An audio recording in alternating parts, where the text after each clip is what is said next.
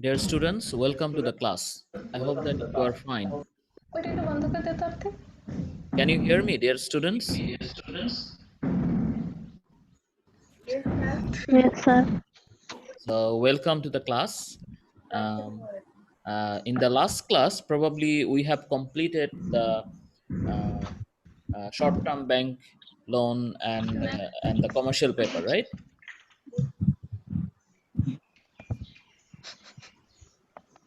Can anybody tell me?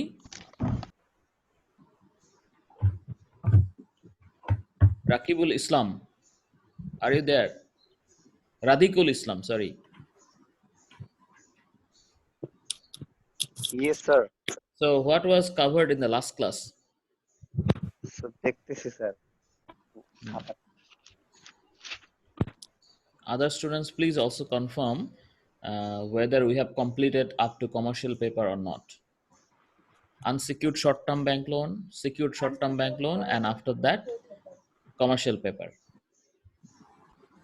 Commercial পেপারটা maybe করানো হয়নি আনসিকিউরড এই দুটো করানো Cannot hear you.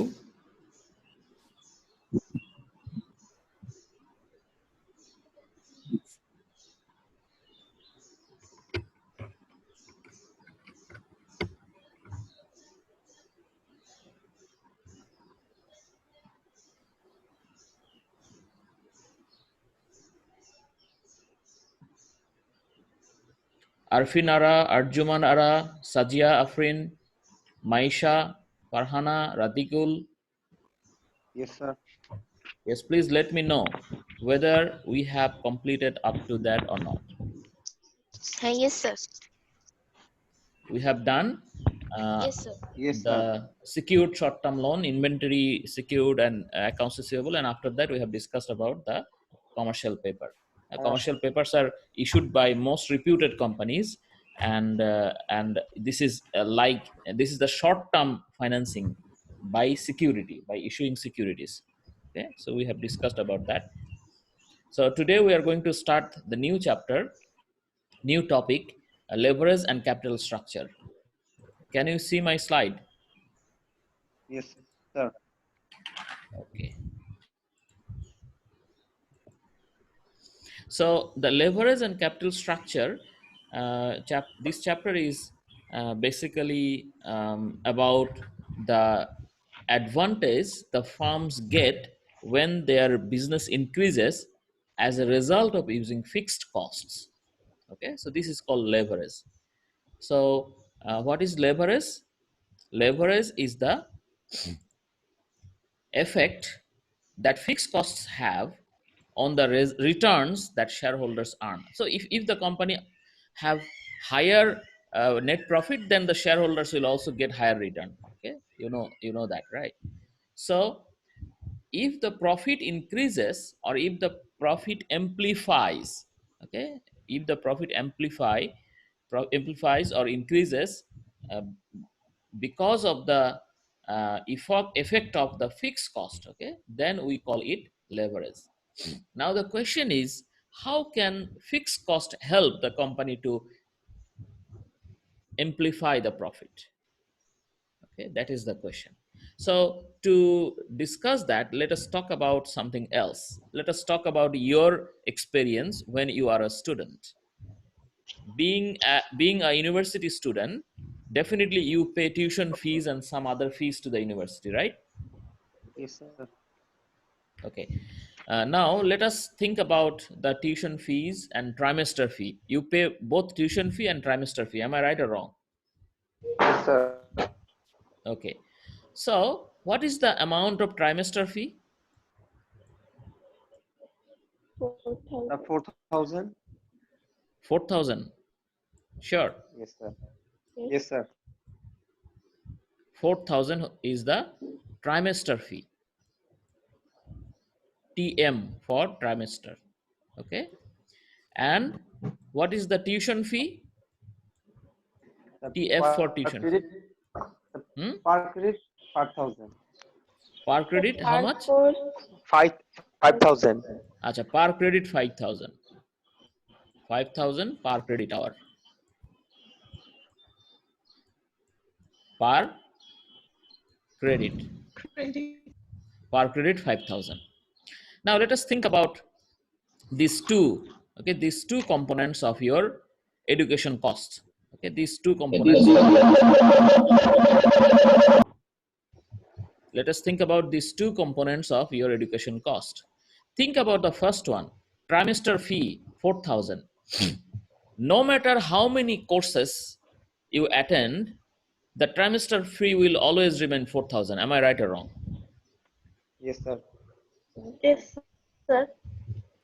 Can you tell the university that I'm taking only one course this trimester, so I will pay 2,000 instead of 4,000?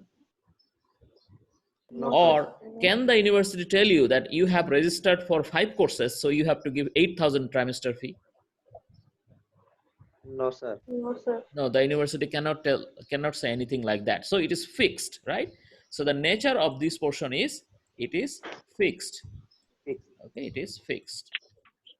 But the other component of your education cost, this is not fixed. Okay, if you attend one course, you will have to pay 15,000. If you attend 2 courses, you will have to pay 30,000, and if you attend 3 courses, you will have to pay 45,000. Am I right or wrong? Yes, sir. So this portion is Yes, sir. variable. This portion is variable. Okay, variable. Variable. This portion is variable. So we can say that if a student takes 5 courses, okay, 5 courses, that means 15 credit hour. 15 credit hour.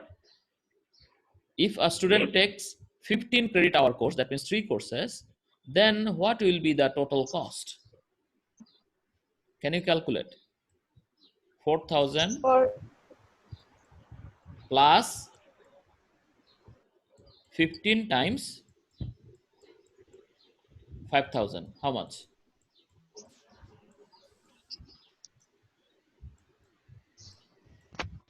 79, sir. 79,000.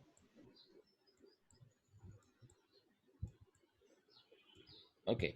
Now think about another student. Okay, let us use the blue color for the student. Another student who takes only one course, that means 3 credit hour.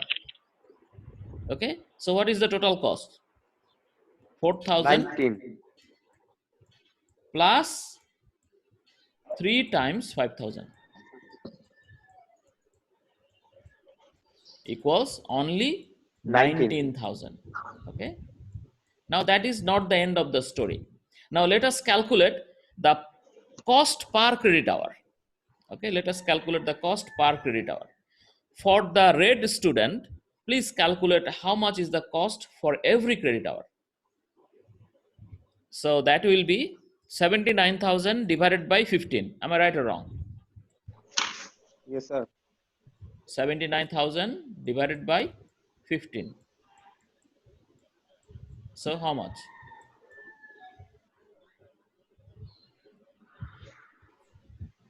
Sir, 5,000. Sir, 5,266. 5,000 266. 260 0.67. per 5260. Is it right? 5266.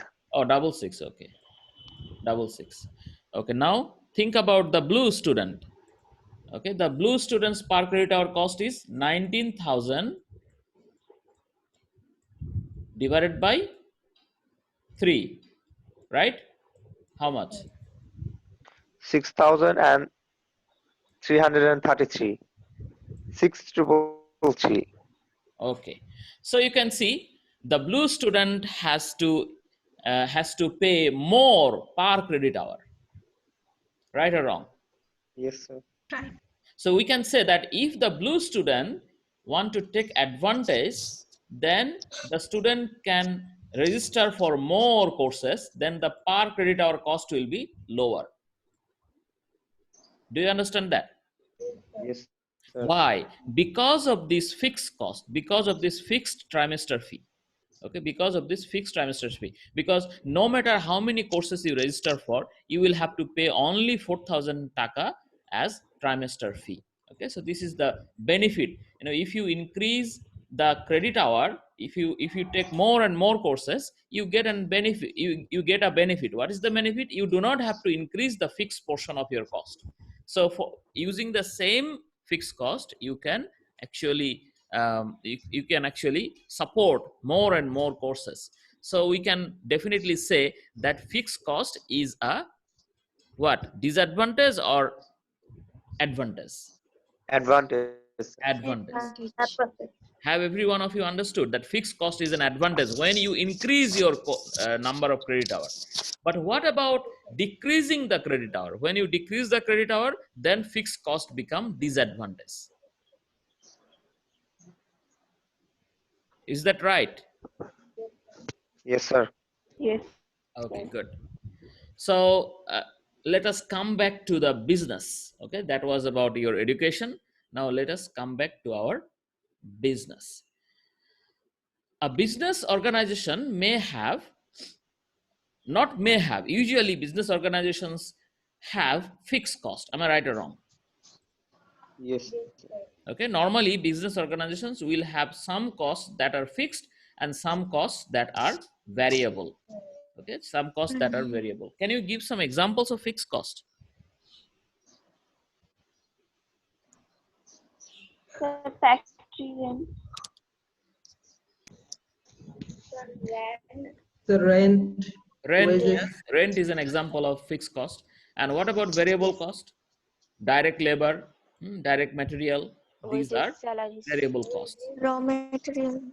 right? So whatever is it is, actually we can conclude that total cost of a business organization can be divided into two types. One is the fixed cost, another one is the variable cost. So let's say one company has only this amount of fixed cost, and these that means total cost, if we divide it into percentage, okay, so a very little percentage is fixed and a very big percentage is variable.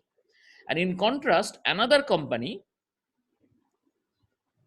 for which the fixed cost portion is higher, okay, the nature is like this, the structure of cost is like this, that the fixed cost is higher and the variable cost component is lower. Now think about these two companies. Okay, now let us give a name. This is company A and this is company B. Okay, now let us think about company A first. Let's say the sales of company A doubles. Okay, আমরা ধরে নিই যে company এর sales কি হয়ে যাচ্ছে, double হয়ে যাচ্ছে, ধরে নিতে পারি না, জাস্ট দেখার জন্য যে কি হবে, তাই না?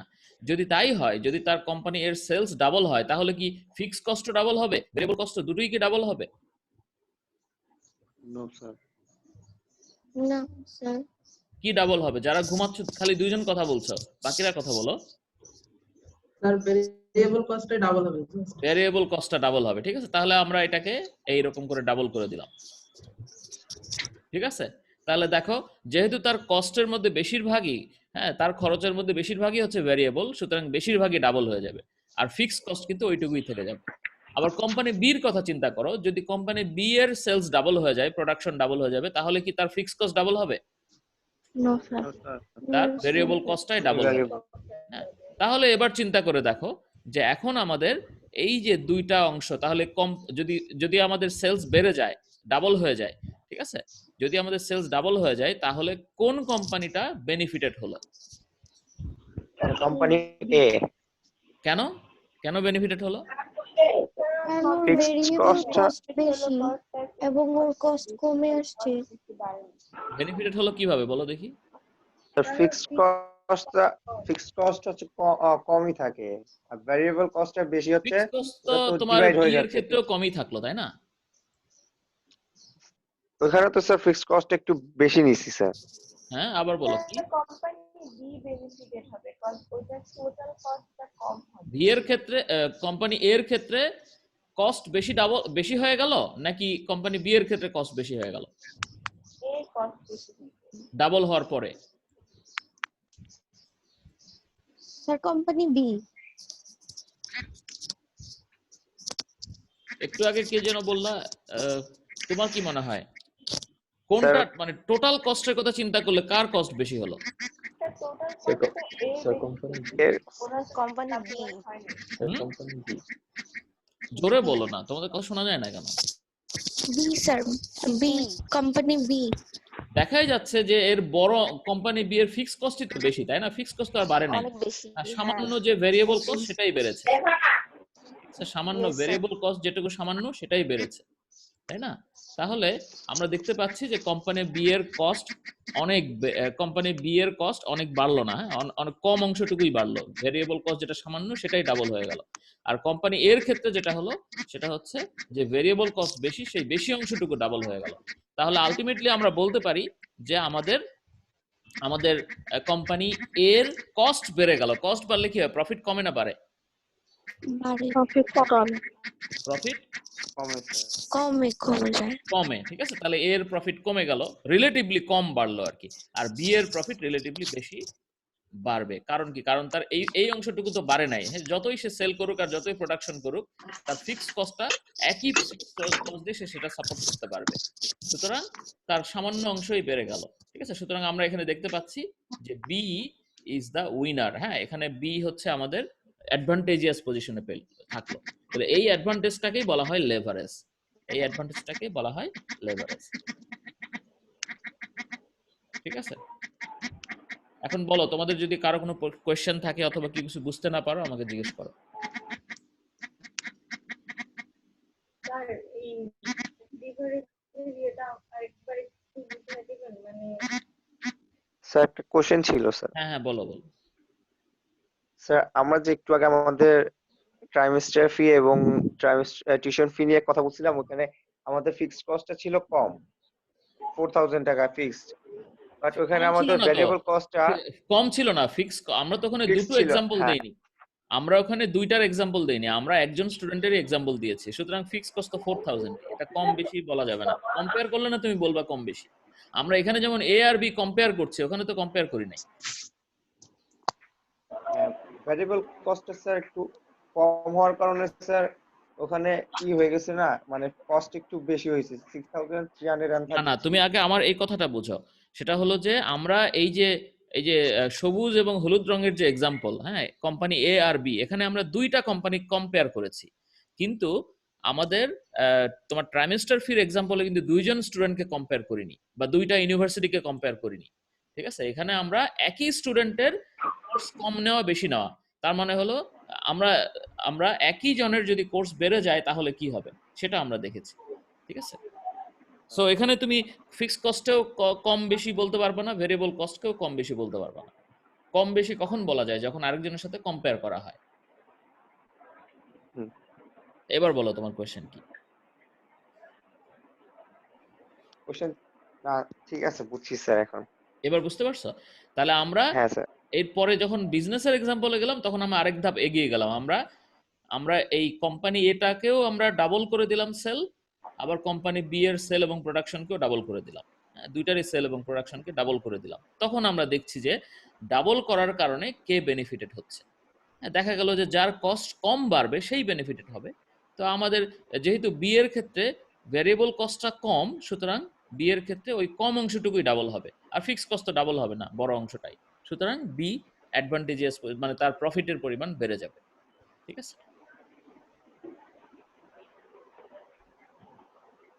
আর কোনো কোশ্চেন? স্যার এটা কি শুধু ডবল করার ক্ষেত্রেই প্রযোজ্য না না নাকি না, সব? ডাবলটা তো একটা এক্সাম্পল দিয়েছি। হ্যাঁ, এটা তো আমি বারবারই বলছি যে এটা একটা এক্সাম্পল। ডাবলের জায়গায় 1.5 গুণ হলেও তাই, হ্যাঁ, তারপর 1.2 টাইমস হলেও তাই, 5 গুণ হলেও ঘটনাটা তাই। ফিক্স কস্ট তো আর বাড়বে না। তাহলে নরমালি যদি বলি যে আমার ফিক্সড কস্ট যেটা আছে, আমার ভ্যারিয়েবল কস্ট যদি কমেও যেত, আমার তো তাহলে কোনো প্রোডাকশন না হলেও ফিক্সড কস্টটা দেওয়াই লাগতো। হ্যাঁ, আর এই সেটা তো ক্ষেত্রে সেটা আরেক কাহিনী, ঠিক আছে? আগে এই কাহিনীটা বুঝো, তারপর এটাতে আসছি। আচ্ছা ঠিক। কমে গেলে কি হবে সেটাতে পরে আসছে।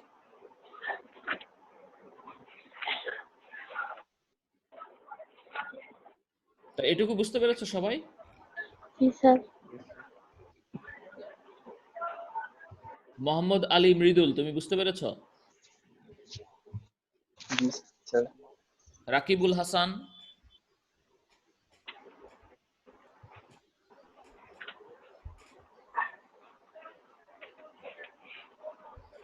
রাকিবুল হাসান কি আছো? তোমার রাবিকুল হ্যাঁ, রাকিবুল হাসানও আছে তো একজন। রাকিবুল, হ্যাঁ আছে, লাস্ট। আচ্ছা, ও হচ্ছে ইয়ে পাঠিয়েছে। জি স্যার। ও, মাইকে সমস্যা, ঠিক আছে। ঠিক আছে, তাহলে আমরা এটুকু দেখলাম। এখন এখন আসি, ওই যে কে যেন আমাকে বললো যে স্যার যদি কমে যায় তাহলে কি হবে? তাহলে তুমি চিন্তা করো কমে যাওয়ার ক্ষেত্রে কি হবে। কমে যাওয়ার ক্ষেত্রে আহ, কমে যাওয়ার ক্ষেত্রে আমরা দেখি যে কি হবে।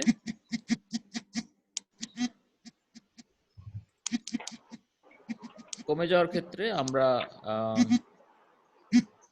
ধরো আমাদের কোম্পানি এর সেলস অর্ধেক হয়ে গেল, তাহলে ভেরিয়েবল কস্ট হয়ে যাবে অর্ধেক, তাই না? এটুকু হবে, তাই হবে না? জি স্যার। আবার কোম্পানি বি এর ক্ষেত্রেও ভেরিয়েবল কস্ট হয়ে যাবে অর্ধেক, এইটুকু।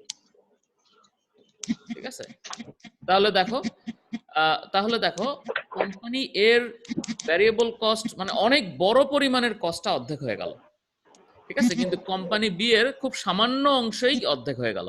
তাহলে এই ক্ষেত্রে বেনিফিটেড হলো কে?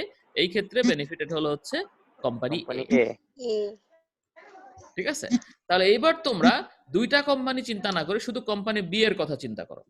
ঠিক আছে, কোম্পানি বি এর কথা যদি শুধু তুমি চিন্তা করো, দেখো এখানে একটা একটা খুব ইন্টারেস্টিং ব্যাপার, সেটা হলো যে যেহেতু কোম্পানি বি এর ফিক্সড কস্টের পরিমাণ বেশি, হ্যাঁ, যেহেতু কোম্পানি বি এর ফিক্সড কস্টের পরিমাণ বেশি, এখন কোম্পানি বি এর ক্ষেত্রে যদি তার সেলস এবং প্রোডাকশন বেড়ে যায় তাহলে সে অ্যাডভান্টেজিয়াস পজিশনে থাকছে, আর যদি সেলস এবং প্রোডাকশন কমে যায় তাহলে সে ডিসঅ্যাডভান্টেজিয়াস পজিশনে থাকছে, তাই না?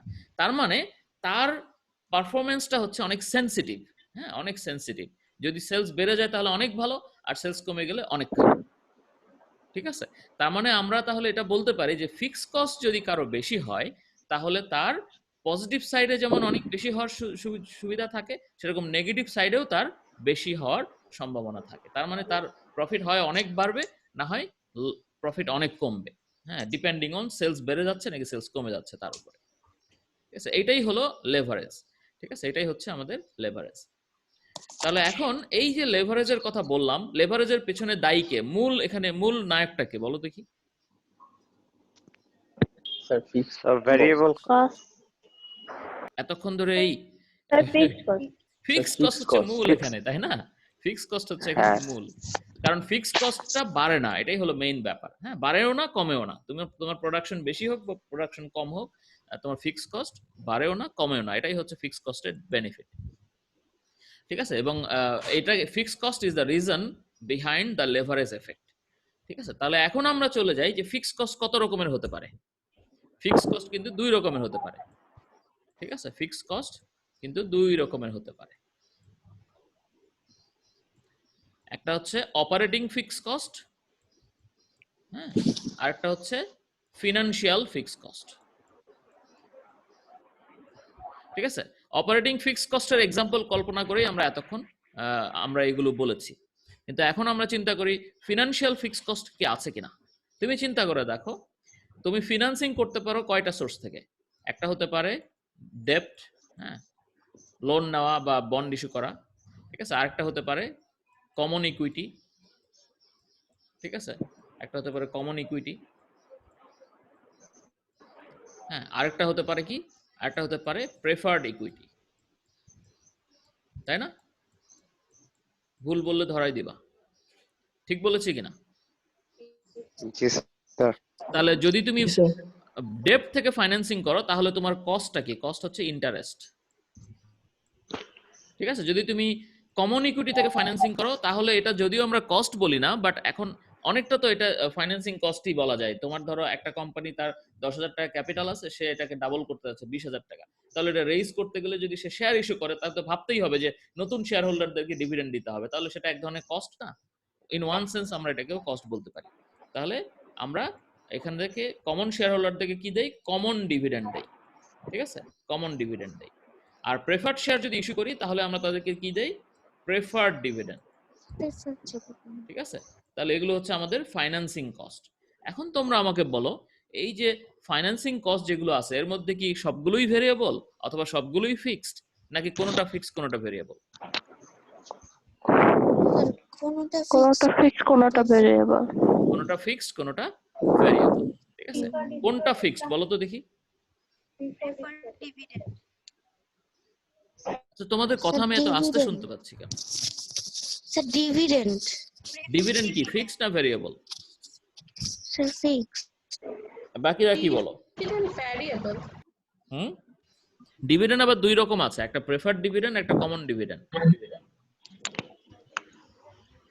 প্রেফার ডিভিডেন্ডটা ফিক্সড আর কমন ডিভিডেন্ডটা ভেরিয়েবল। হ্যাঁ ঠিক আছে, প্রেফার্ড ডিভিডেন্ড ফিক্স। তোমরা জানো যে প্রেফার্ড স্টক হোল্ডারদেরকে সেই একই পরিমাণ ডিভিডেন্ড দিতে হয় সব সময়, ঠিক আছে? প্রেফার্ড ডিভিডেন্ড হচ্ছে ফিক্সড। আর ইন্টারেস্ট এক্সপেন্স এটা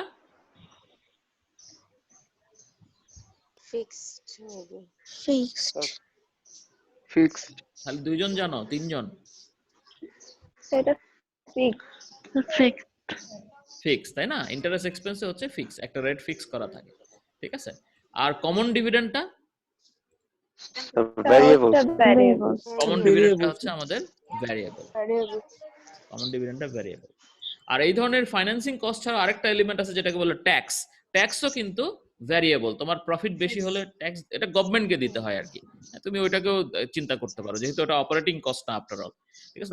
তাহলে ট্যাক্সটাও কিন্তু আমাদের কি গভর্নমেন্টকে দিতে হইলেও এটাও একটা ভ্যারিয়েবল কস্ট, ঠিক আছে? তাহলে তুমি চিন্তা করো, যদি ফিক্সড অপারেটিং কস্টের জন্য তুমি বেনিফিট পাও, ঠিক আছে, যদি তুমি ফিক্সড অপারেটিং কস্টের জন্য বেনিফিট পাও, তাহলে কেন তুমি ফিক্সড ফিনান্সিয়াল কস্টের জন্য বেনিফিট পাবা না? হ্যাঁ, তো এই জন্যই বলা হচ্ছে যে আমাদের দুই ধরনের ফিক্সড কস্ট আছে, একটা হলো অপারেটিং দুই ধরনের ফিক্সড কস্ট আছে। হ্যাঁ, একটা হচ্ছে অপারেটিং ফিক্সড কস্ট, একটা হচ্ছে ফিনান্সিয়াল ফিক্সড কস্ট। তাহলে অপারেটিং ফিক্সড কস্টের জন্য যে বেনিফিট পাওয়া যায় সেটাকে বলা হচ্ছে operating leverage, OL, operating leverage. আর ফিনান্সিয়াল ফিক্সড কস্টের জন্য যে বেনিফিট পাওয়া যায় সেটাকে বলা হয় ফিনান্সিয়াল লেভারেজ। বোঝা গেল? জি স্যার। কোনো কোয়েশ্চেন আছে এখানে কারো?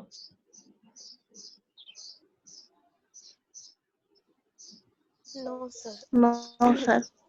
ওকে, তাহলে আমরা বুঝলাম যে অপারেটিং লেভারেজ কি এবং ফিনান্সিয়াল লেভারেজ কি, ঠিক আছে? এখন আমি যদি তোমাদেরকে বলি যে সমস্ত লেভারেজকে আমরা একসাথে চিন্তা করব, হ্যাঁ, অপারেটিং ফিক্সড কস্ট এবং ফিনান্সিয়াল ফিক্সড কস্ট দুটোকেই, এটা যদি একসাথে চিন্তা করি তাহলে আমরা এটাকে বলি টোটাল লেভারেজ, হ্যাঁ, অথবা অনেকে বলে এটাকে কম্বাইন্ড লেভারেজ, হ্যাঁ, যেটাই হোক না কেন, টোটাল লেভারেজ অথবা কম্বাইন্ড লেভারেজ। তাহলে আমরা একটা কোম্পানির অপারেটিং লেভারেজ কখন বেশি থাকে বলো তো দেখি? যখন তার বেশি থাকে। কোন ফিক্সড কস্ট বেশি থাকে? অপারেটিং অপারেটিং ফিক্সড কস্ট বেশি থাকে, ঠিক আছে? তখন আমরা সেটা বলি যে তার অপারেটিং লেভারেজ বেশি। তাহলে এটাকে আমরা মাপতে পারি, মাপার একটা বুদ্ধি আছে, আমরা একটু পরেই দেখাবো সেটাকে বলা হয় মাপলে। এটাকে যদি আমরা মেজার করি তাহলে আমরা এটাকে বলি ডিগ্রি অফ অপারেটিং লেভারেজ, ঠিক আছে? ডিগ্রি অফ অপারেটিং লেভারেজ, অর্থাৎ আমরা এটাকে এইভাবে বলতে পারি ডিওএল, ঠিক আছে? ডিওএল, ডিগ্রি অফ অপারেটিং লেভারেজ। হ্যাঁ, এটা আমরা কিভাবে হিসাব করতে হয় দেখবো একটু পরে।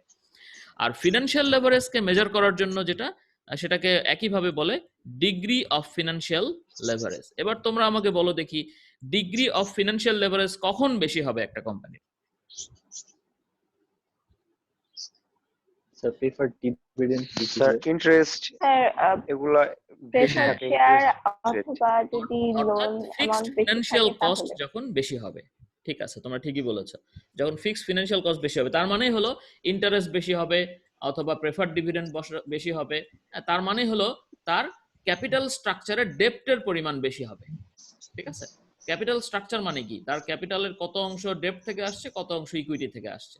তো যদি একটা কোম্পানির ক্যাপিটাল স্ট্রাকচারে ডেপ্টের পরিমাণ বেশি হয় ইকুইটির তুলনায়, তাহলে তার ফিনান্সিয়াল লেভারেজ কি হবে? বেশি হবে। ফিনান্সিয়াল বেশি লেভারেজ হবে তখন স্যার। বেশি হবে।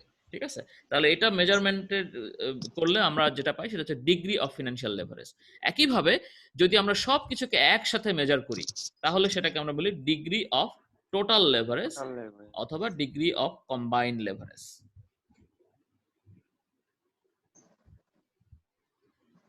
ঠিক আছে, তাহলে এখন আমরা চলে আসি যে how to measure the degree of operating leverage, degree of financial leverage, degree of total leverage.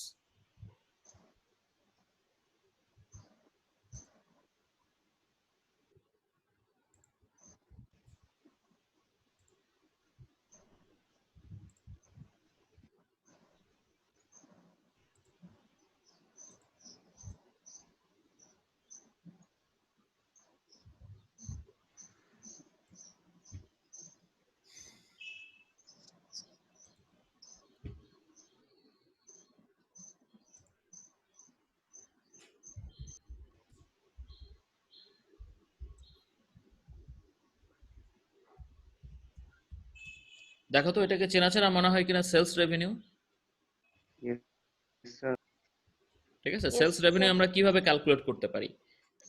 Price per unit, হ্যাঁ প্রাইস পার ইউনিটকে আমরা পি ধরলাম, multiplied by sales volume quantity, তাই না? Yes, sir। ঠিক আছে, তাহলে এটা আমাদের, আমি সামনে একটা প্লাস অথবা মাইনাস সাইন দিব কারণ আমাদের ইনকাম স্টেটমেন্টে যা হয় আর কি। ঠিক আছে, এটা বোঝার জন্য। আচ্ছা, তাহলে সেলস রেভিনিউ এখান থেকে আমরা বাদ দিই হচ্ছে কি, এখান থেকে বাদ দিই আমরা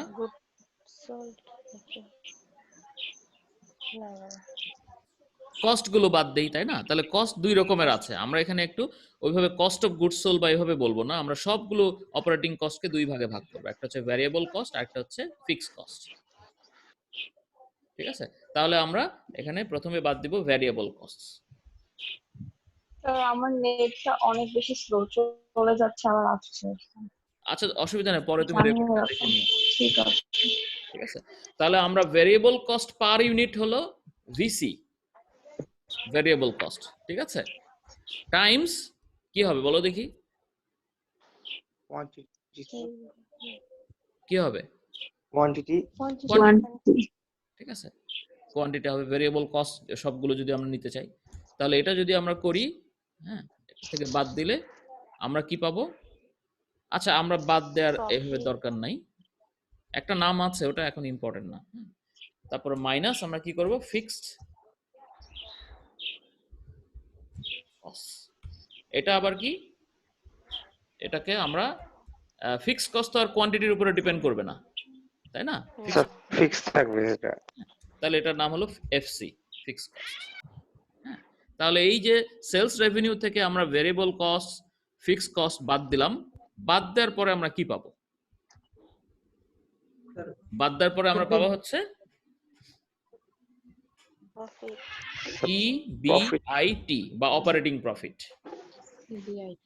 ঠিক আছে, EBIT earning before interest and tax. তার মানে এখন আমাদের বাদ দেওয়া বাকি আছে কি, ইন্টারেস্ট, ট্যাক্স, এগুলো বাদ দেওয়া বাকি আছে, তাই না? তাহলে এটা আমরা কি পাচ্ছি এখানে, ইবিআইটি কত আসবে দেখো, এটাও কিন্তু আমরা একটা হিসাবে আনতে পারি। এটা হচ্ছে P Q minus VC into Q, dot দিয়ে দেই বোঝার জন্য, মাঝখানে একটা ডট দিয়ে দেই। ঠিক আছে, এইটুকু থেকে যা পাওয়া যাবে সেখান থেকে আবার আমরা বাদ দেব হচ্ছে ফিক্সড কস্ট, তাই না?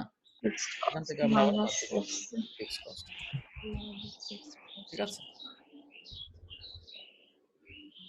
আচ্ছা এটাকে কিন্তু আবার আমরা দেখো এখানে কিউটা কমন ফ্যাক্টর হিসেবে নিতে পারি। ঠিক আছে, বাইরে, তাহলে কিউ যদি কমন ফ্যাক্টর হিসেবে নেই তাহলে এটা হবে P minus VC minus FC. ঠিক আছে, এটা হলো ইবিআইটি। এখন আমরা যেটা বলতে চাচ্ছি সেটা হলো যে যদি আমাদের সেলস রেভিনিউ আমরা যখন অপারেটিং লেভারেজ এস্টিমেট করব, অপারেটিং লেভারেজ তো এটাই যে আমাদের সেলস রেভিনিউ বাড়লে সেটার ইম্প্যাক্টটা কি হবে ইবিআইটির উপরে, ঠিক আছে? যেহেতু এরপরে আর অপারেটিং কস্ট নাই, সো এখানেই আমরা অলরেডি মেজার করে ফেলতে পারি যে আমাদের কি হবে, ঠিক আছে? তো সেটাই আমরা চিন্তা করছি যে তাহলে আমরা দেখি যে ধরো তোমাদের সেলস রেভিনিউ, এটা হলো আমাদের মানে এখন যে অবস্থা আছে সেটা। তো আমরা যদি টেস্ট করতে চাই যে আমাদের ডিগ্রি অফ অপারেটিং লেভারেজ কত, তাহলে আমাদেরকে যেটা করতে হবে যে সেলস রেভিনিউকে, ওটা বেশি হয়ে গেছে, আন্ডু করা যায় না, ওকে ঠিক আছে। তাহলে আমরা দেখব যে যদি সেলস রেভিনিউকে আমরা কোনোভাবে, মানে আমরা অপারেটিং লেভারেজ দেখার জন্য আমরা দেখব যে সেলস রেভিনিউকে যদি আমরা ধরো কোনো একটা পার্সেন্টেজ বাড়াই, তাহলে আমাদের ইবিআইটি কত পার্সেন্ট বাড়বে। এইটা যদি আমরা এটার যদি একটা মেজারমেন্ট করতে পারি, তাহলেই আমরা পেয়ে যাব ডিগ্রি অফ অপারেটিং লেভারেজ কত, ঠিক আছে? বুঝতে পেরেছ? আচ্ছা, তাহলে আমরা এখন এক্সাম্পলে আসি। ধরো আমাদের প্রাইস পার ইউনিট হচ্ছে 10 টাকা, ঠিক আছে, গুণন আমাদের ধরো সেলস ভলিউম হচ্ছে 1000, তাহলে সেলস রেভিনিউ কত আসবে বলো? 10,000 10,000, গুড, ভেরি গুড, 10,000, ওকে। আবার ধরো ভেরিয়েবল কস্ট পার ইউনিট হচ্ছে 7 টাকা, হ্যাঁ, আর তার সাথে আমাদের কি হবে, কি গুণ করতে হবে, সে একই সেলস ভলিউম, 1000 তাহলে কত আসবে বলো দেখি?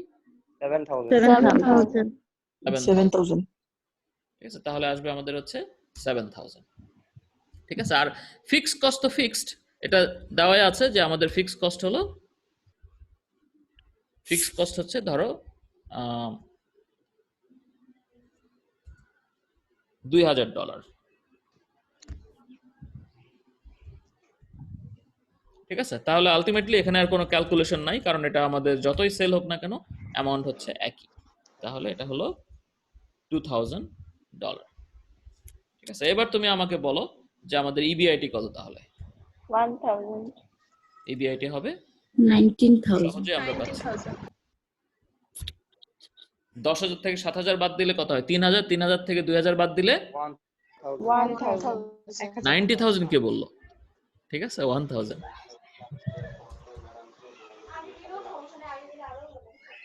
হচ্ছে আমাদের ইবিআইটি, ঠিক আছে। এখন তোমাদেরকে আমি বলবো, ঠিক আছে, তোমাদেরকে আমি বলবো ধরো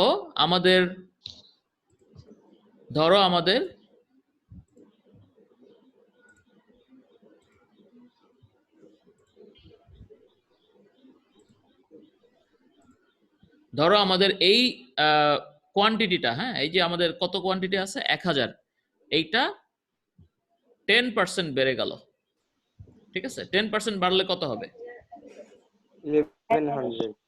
1100 হবে, ঠিক আছে। অর্থাৎ সেলস যদি 10% বেড়ে যায়, তাহলে নিশ্চয়ই সেলস রেভিনিউটা চেঞ্জ হবে, তাই না? আবার ভেরিয়েবল কস্টও চেঞ্জ হবে, কিন্তু ফিক্সড কস্ট চেঞ্জ হবে না। তাহলে আলটিমেটলি আবার ইবিআইটিও চেঞ্জ হবে, ঠিক আছে। তাহলে তোমরা এখন যেটা করবা, তোমাদের কাগজ কলম নাও, এখানে তোমরা ক্যালকুলেট করো যে ইফ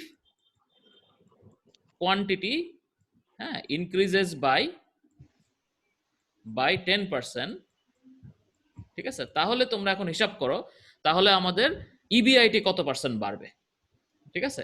এটা হিসাব করার জন্য আমি তোমাদেরকে এখন যেটা করতে বলবো সেটা হলো,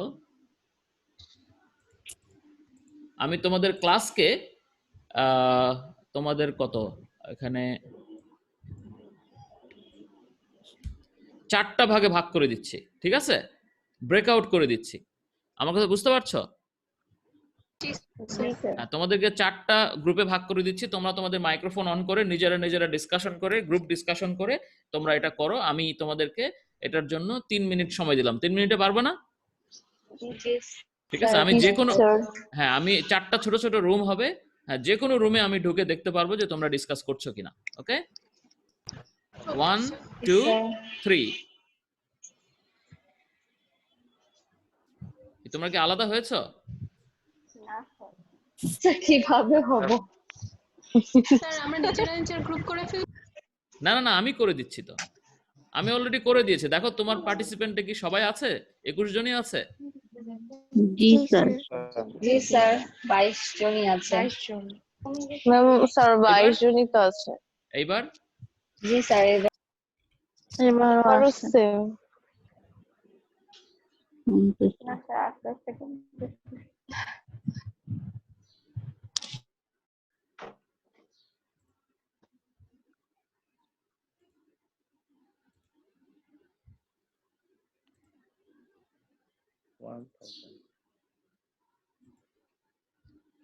হ্যাঁ দেখি তোমাদের এখানে রাদিকুল ইসলাম, ইয়েস স্যার। মাইশা, হ্যাঁ এখন আমি তোমাদের সাথে আছি। হ্যাঁ তোমরা কি তোমাদের এখানে কি সবাই ডিসকাস করছো না?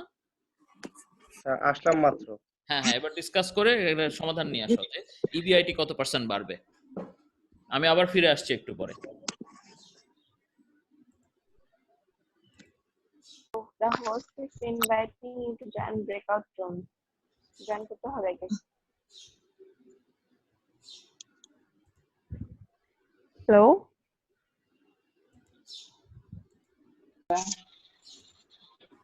বলেছে যে হচ্ছে কোয়ান্টিটি 10% যদি ইনক্রিজ করে তাহলে হচ্ছে ইবিআইটি কত বাড়তেছে। ইবিআইটি কত পার্সেন্ট বাড়বে? হ্যাঁ হ্যাঁ, ইবিআইটি এখানে কত হচ্ছে পার্সেন্ট বাড়বে সেটা তোমরা কত করো। পার্সেন্ট? শুধু এখানে ফিক্সড কস্ট বাড়তেছে না, ভেরিয়েবল কস্ট আর হচ্ছে সেলস রেভিনিউ দুইটা বাড়বে। হ্যাঁ শুনতে পাচ্ছি। আচ্ছা স্যার, এটাকে অ্যানালাইসিস করার কথা বললো। আসলে এটা অ্যানালাইসিস মানে কি করবো? আসলে এটা রেজাল্ট বের করে কথা বললো নাকি অন্য কিছু? হ্যাঁ রেজাল্ট বের করতে বললো। এটা আই থিঙ্ক 1300 আসবে না রেজাল্ট? এখন আসলে দেখি নাই।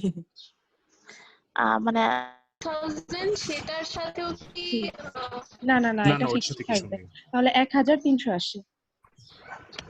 এবং পার্সেন্টেজটা ক্যালকুলেট করো যে ইবিআইটি কত পার্সেন্ট বাড়বে।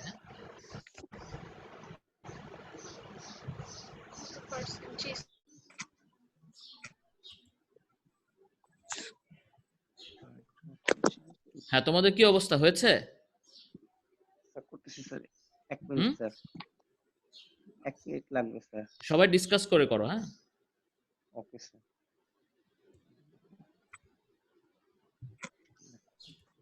কেউ কি করতে তোমাদের হয়েছে কত পার্সেন্ট বাড়লো?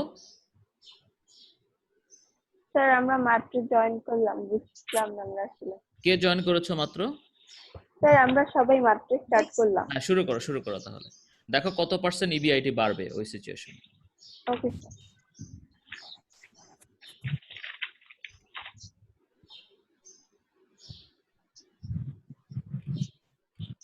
আচ্ছা, এখানে হচ্ছে ইউনিট ছিল 1000 আর এখন 10% বেড়ে গেছে, তাহলে হচ্ছে 1100। হ্যাঁ কোশ্চেনটা কি কারো কাছে আছে? না এখন খালি প্রথম কম্পোনেন্টটা কি ছিল?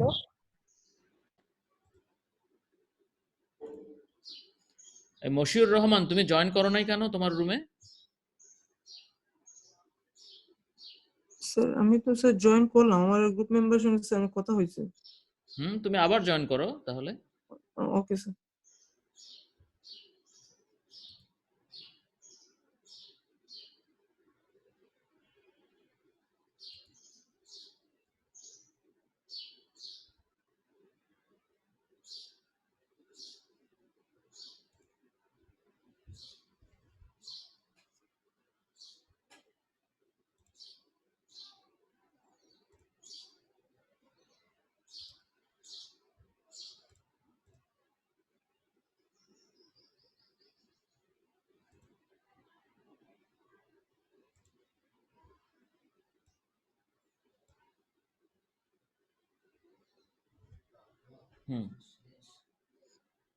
না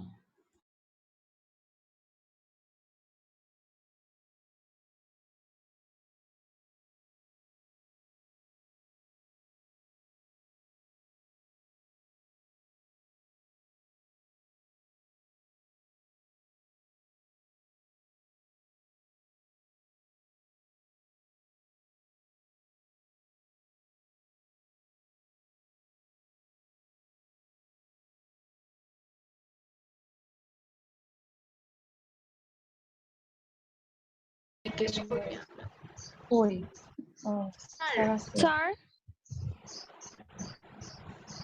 আরে স্যার মাইক মিউট। ও আচ্ছা, হ্যাঁ বলো, তাহলে হয়েছে? ভ্যারিয়েবলটা ঠিক আছে, ফিক্সডটাও ঠিক আছে, এখন হচ্ছে হলো কি- স্যার ফার্স্ট বুঝলাম না তোমাদের কথা, কি বললা? স্যার ফার্স্টের পয়েন্টটা কি ছিল? আমার নেটে প্রবলেম ছিল তো আমি মাত্র ক্লাসে ঢুকেছি। তো এখন যারা সব আছো ফিক্স বাকিরা কস্ট তোমরা আর বলো ওকে। স্যার ফার্স্টে যেটা ছিল সেটাই স্যার মানে মনে পড়তেছে না, বাট মানে বাকি দুইটা কাউন্ট করেছি স্যার। ফার্স্টে কোনটা মনে পড়তেছে না? মানে স্যার ফার্স্টটা কি ভেরিয়েবল কস্ট ছিল, হ্যাঁ, ভেরিয়েবল কস্ট সেকেন্ডটা ছিল, বাট থেকে ভেরিয়েবল কস্ট বাদ দিতে হবে, তারপর ফিক্সড কস্ট বাদ দিতে হবে। স্যার ফার্স্টেরটা কি সেলস ছিল, মানে সেলস অ্যামাউন্ট ছিল? হ্যাঁ অবশ্যই, ইনকাম স্টেটমেন্টের উপরে তো সেলসই আচ্ছা আচ্ছা আচ্ছা, হ্যাঁ হ্যাঁ হ্যাঁ, তাহলে আচ্ছা, ওটা আচ্ছা। সেলস ছিল। আর সবাই আচ্ছা সাথে 1000 স্যার 1300 আসে। এটা তো আমি জিজ্ঞেস করিনি, আমি বলেছি যে ইবিআইটি কত পার্সেন্ট বাড়বে। হ্যাঁ, ও সেলস আচ্ছা, পার্সেন্ট বাড়লে ইবিআইটি কত পার্সেন্ট বাড়বে। ঠিক আছে, আমি আচ্ছা, ঠিক তোমরা আছে। শেষ করো, আর বেশি সময় দিতে পারবো না, 1 মিনিট সময়, আমি অন্য রুম থেকে ঠিক ঘুরে আছে। আসছি। তোমাদের কি অবস্থা? স্যার ইপিআইটি হচ্ছে 3%। 3% বাড়ছে। 10% যদি সেলস বাড়ে তাহলে ইবিআইটি কত পার্সেন্ট বাড়ছে? 3%। 3%। আচ্ছা, তার মানে তোমরা কমপ্লিট করেছো। ওকে, এখন আমি দেখি অন্যদের অবস্থা কি, দেখে আসি, তারপরে সবাইকে আবার একসাথে ইয়ে করে দিব। হ্যাঁ, এবার তোমাদের কি অবস্থা, কত পার্সেন্ট বাড়ছে? স্যার ইবিআইটি 30% বাড়ে। 30% বাড়ছে না? স্যার 30%? এটা হচ্ছে একটা সলিড প্রসেসে বের করতে পারি নাই। আমি হচ্ছে এখানে ইবিআইটি আগে হচ্ছে আমাদের 1000 ছিল, এটা যেটা বেড়ে হচ্ছে 13,000 হয়, তো 1000 না, সেটা আমাদের পার্সেন্টেজটা 1300 ক্যালকুলেট তো হয়েছে। করতেই হবে তোমাদেরকে, তাই না? আচ্ছা, এরপরে আমি চলে যাচ্ছি তোমাদের, দেখি আর অন্যদের কি অবস্থা। তোমরা অ্যানসারটা, হ্যাঁ তোমাদের কি অবস্থা, ইবিআইটি কত পার্সেন্ট বেড়েছে? 30% স্যার। হুম, 30%। 30%। আচ্ছা, ঠিক আছে, তাহলে আমরা আবার ক্লাসে ফিরে আসছি। Okay sir.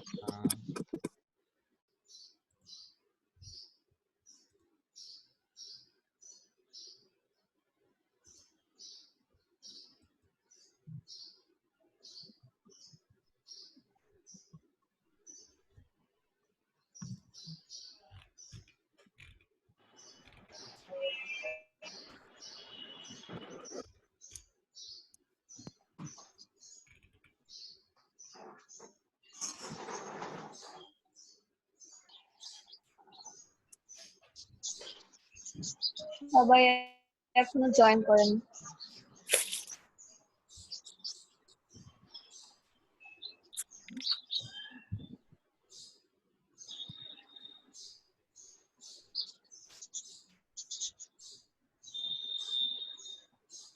তোমাকে ফিরে আসছো মেইন ক্লাসে? জি স্যার। Okay sir. সবাই আসে নাই না? না না। ইয়েস স্যার, 5 জন আসছে মাত্র। না সবাই আসে না। তো উইদিন 1 মিনিট জয়েন করবে মনে হচ্ছে সবাই।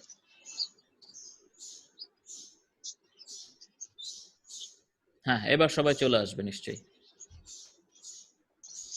সবাই আসছো ক্লাসে ফিরে? Yes sir. জি Yes, sir. sir. Good, very good. এখন তোমরা শেয়ার করো নিজেদের মধ্যে যে কোন গ্রুপ কত পেয়েছো। যে সেলস 10%, কত পার্সেন্টের কথা বলেছিলাম? 10% না? 10%। হ্যাঁ, তাহলে জি স্যার। ইবিআইটি কত পার্সেন্ট বেড়েছে? স্যার 3%। 30% স্যার। 30%। হ্যাঁ, সবাই বলো কার কত হয়েছে। Sir 30% quantity sir. যদি হচ্ছে 10% বাড়ে 3%। তাহলে হচ্ছে ইবিআইটি 30% 30% বাড়ে। স্যার 30% আসে। হ্যাঁ, এবার দেখো কারটা ঠিক হয়েছে কারটা ভুল হয়েছে, তোমরা একটু নিজেরা ডিসকাস করো না। না স্যার 30% কিভাবে আসে? এখানে হচ্ছে হলো গিয়ে আমরা হচ্ছে হলো গিয়ে টোটাল হচ্ছে হলো গিয়ে 11,000 থেকে 7,700। আচ্ছা ইয়া কত আসছে তোমার, কি বলে এটা, sales revenue? EBIT. Sales revenue না না কোনটা ভ্যারিয়েবল করলে কত বলছিস? হ্যাঁ ভ্যারিয়েবল করলে কত পাইতেছিস? 7,000 ওটা 1300 আসছে না? হ্যাঁ হ্যাঁ হ্যাঁ EBIT ইবিআইটি 1300 1300 আসছে। হ্যাঁ 1300। আচ্ছা আমাকে ইবিআইটি তোর কোন ফর্মুলা অ্যাপ্লাই করছিস?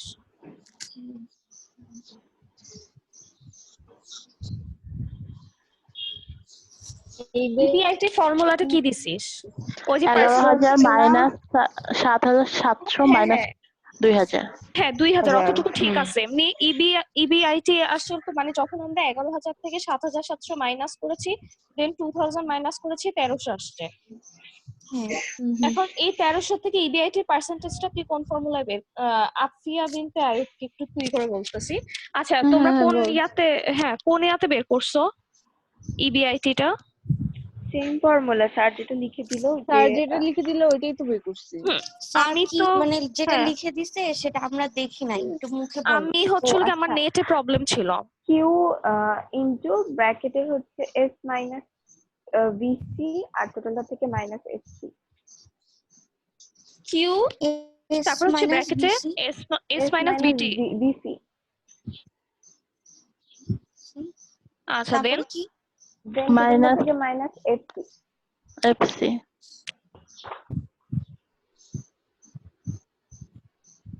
তাহলে কনক্লুশন কি হলো, আসলে কত পার্সেন্ট বাড়বে ইবিআইটি? 30% হবে। 30%। অন্য রেজাল্ট কি আসছিল যেন একটা গ্রুপের অন্য কি একটা রেজাল্ট আসছিল? স্যার 3%। স্যার আমরা ভুলে 3% বলছিলাম, আমরা একটা জিরো দেখি নাই। জিরো দেখি নেই স্যার। আচ্ছা জিরো দেখো না, আচ্ছা। তাহলে ভুলটা ধরতে পেরেছো তো, তাই না? জি স্যার। মেইন ব্যাপার আর কি। ঠিক আছে, তাহলে ক্লাসে সবাই বুঝতে পেরেছো কিভাবে ডিগ্রি, কিভাবে সেলস কত পার্সেন্ট বাড়লো তার উপর ভিত্তি করে ইবিআইটি কত পার্সেন্ট বাড়লো এটা ক্যালকুলেট করতে হয়। Yes sir. Yes sir. ঠিক আছে, এখন আমরা আরেকটু চিন্তা ভাবনা করব। এটা হচ্ছে আমরা আবার একটু ইয়েতে চলে যাই।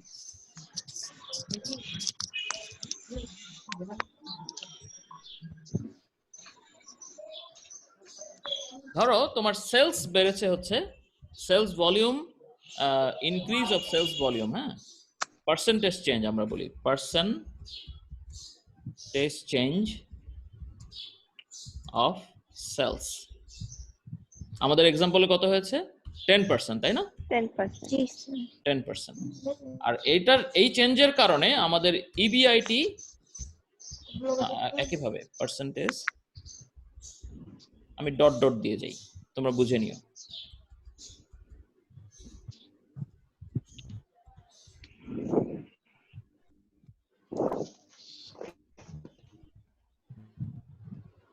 ইবিআইটি এটা হচ্ছে আমাদের কত? 30%, তাই না?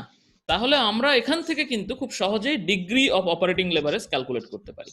ডিগ্রি অফ অপারেটিং লেভারেজ হচ্ছে এই যে আমাদের পার্সেন্টেজ চেঞ্জ, আমি সিম্বলিক্যালি লিখছি, হ্যাঁ, percentage change of EBIT divided by একইভাবে পার্সেন্টেজ চেঞ্জ অফ সেলস। তার মানে কি হচ্ছে? তার মানে এটা দাঁড়াচ্ছে কি? এটা দাঁড়াচ্ছে হলো 30% ডিভাইডেড বাই 10%। ঠিক আছে, which is equal to 3। 3। তাহলে আমাদের এই কোম্পানির ক্ষেত্রে আমাদের ডিগ্রি অফ অপারেটিং লেভারেজ হচ্ছে 3। তাহলে দেখো এইটা ক্যালকুলেট করার আগে তো তোমাকে পার্সেন্টেজ চেঞ্জ অফ ইবিআইটি দেখতে হবে। ঠিক আছে, আগে তোমাকে পার্সেন্টেজ চেঞ্জ অফ ইবিআইটি দেখতে হবে, তারপরে তোমাকে পার্সেন্টেজ চেঞ্জ অফ সেলস দেখতে হবে, তারপর সেই চেঞ্জের কারণে আমাদের ইবিআইটি কত পার্সেন্ট চেঞ্জ হলো সেটা আগে ক্যালকুলেট করতে হবে, তারপরে এই দুটো দিয়ে আমরা degree of operating leverage calculate করতে পারবো। ঠিক আছে, একইভাবে তুমি আবার কি করতে পারো, আবার ইবিআইটি থেকে আমরা কি করি, ইনকাম স্টেটমেন্টে ইবিআইটি থেকে আমরা বাদ দেই হলো ইন্টারেস্ট এক্সপেন্স। হ্যাঁ, তোমরা এগুলো অ্যাকাউন্টিং এ পড়েছো। ইবিআইটি থেকে আমরা ইন্টারেস্ট এক্সপেন্স বাদ দিই, তারপরে যেটা পাই আর্নিং বিফোর ট্যাক্স, হ্যাঁ, সেখান থেকে আমরা ট্যাক্স বাদ দিই, বাদ দেওয়ার পর আমরা পাই আর্নিং আফটার ট্যাক্স, সেখান থেকে আমরা প্রেফার্ড ডিভিডেন্ড বাদ দিই, বাদ দেওয়ার পর আমরা পাই earning available to common shareholder, হ্যাঁ, এবং সেটাকে আমরা নাম্বার অফ শেয়ার দিয়ে ভাগ দিলে আমরা পাই আর্নিং পার শেয়ার। ঠিক আছে, তাহলে সেইখানে আমরা আবার দেখতে পারি যে পার্সেন্টেজ চেঞ্জ অফ, হ্যাঁ, আমরা আবার সেখানে এইগুলো দেখতে পারি, তখন গিয়ে আমরা দেখতে পারি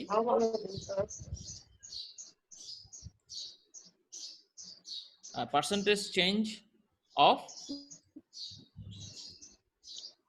ইবিআইটি, এখানে তো 30% হলোই, ঠিক আছে। আবার আমরা হিসাব নিকাশ করে দেখবো ইপিএস এ তাহলে কত পার্সেন্ট চেঞ্জ হয় আর্নিং পার শেয়ারে।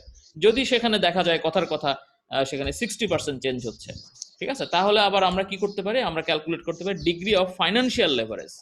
Degree of financial leverage equals কি হবে, তখন ফর্মুলাটা হবে এরকম, লাস্টেরটা ডিভাইডেড বাই আগেরটার চেঞ্জ। তাহলে এখানে হবে percentage change of EPS divided by percentage change of EBIT. তাহলে এখানে আসবে কত, 60%। কত বলো দেখি? স্যার ইপিএস টা 60% কোথা থেকে আসছে? না না, ওটা তো আমি মানে ধরে নিয়েছি, হ্যাঁ, ক্যালকুলেশনটা আর দেখালাম না, এস্টিমেট ঠিক আছে, মুখে বলে দিয়েছি। তো ইবিআইটি হচ্ছে আমাদের 30%। তাহলে তাহলে আমাদের কত আসছে এখানে 2%। 2% না 2, ঠিক আছে, যে উপরেও পার্সেন্টেজ আছে নিচেও পার্সেন্টেজ, তাহলে তো রেজাল্ট পার্সেন্টেজ হবে না, ঠিক আছে। একইভাবে এটা হলো তোমার ডিগ্রি অফ অপারেটিং লেভারেজ আর ডিগ্রি অফ ফাইন্যান্সিয়াল লেভারেজ, কিন্তু তুমি ডিগ্রি অফ টোটাল লেভারেজ কিভাবে পাবা? ডিগ্রি অফ টোটাল লেভারেজ পাওয়ার খুব সহজ একটা বুদ্ধি আছে, degree of operating leverage multiplied by degree of financial leverage. তার মানে হচ্ছে 3 টাইমস 2 ইকুয়ালস 6। কিন্তু ডিগ্রি অফ টোটাল লেভারেজ কিন্তু আরেকভাবেও ক্যালকুলেট করা যায়, ঠিক আছে। সেটা কিভাবে, এইরকম ফর্মুলা দিয়েই করা যায়, কিন্তু সেখানে তুমি করবে কি একদম টপ টু বটম নিতে হবে, ঠিক আছে। ডিগ্রি অফ টোটাল লেভারেজ হবে কি, ডিগ্রি অফ টোটাল লেভারেজ হবে percentage change of EPS divide by percentage change of sales, একদম একদম নিচেরটা এবং একদম উপরেরটা, ঠিক আছে। তাহলে এটা হবে 60% ডিভাইডেড বাই 10%। দেখো তাহলে কত হয়, 6 হয়ে যায়, 6, ঠিক আছে। এইভাবেও ক্যালকুলেট করা যায়, ঠিক আছে। তাহলে এই যে পুরো আমি তোমাদেরকে শুধু প্রথম অংশটা ডেমনস্ট্রেট করে মানে ওই যে কিভাবে পার্সেন্টেজ চেঞ্জ ক্যালকুলেট করতে হয় সেটা দেখালাম, আর বাকি অংশগুলো দেখার জন্য আমি স্লাইডে ফিরে যাচ্ছি। কিন্তু তুমি ওভারঅল ক্যালকুলেশনটা তো বুঝেছো, তাই না? যদি তোমাদের দরকার হয় এরপরে আবার ভিডিও রেকর্ড আমি যখন দিব সেখানে তুমি এই জায়গায় পজ করে আবার দেখে নিতে পারবে। তো let me go back to, আমরা আসলে এখানে মনে রাখবা যে আমরা কিন্তু ওই স্লাইড বাই স্লাইড না গিয়ে আমি তোমাদেরকে নিজের মতো করে পড়াচ্ছি, ঠিক আছে। সো আমি ডাইরেক্টলি আবার আমার যে স্লাইডটা দরকার এখন তোমাকে দেখানোর জন্য সেখানে চলে যাই।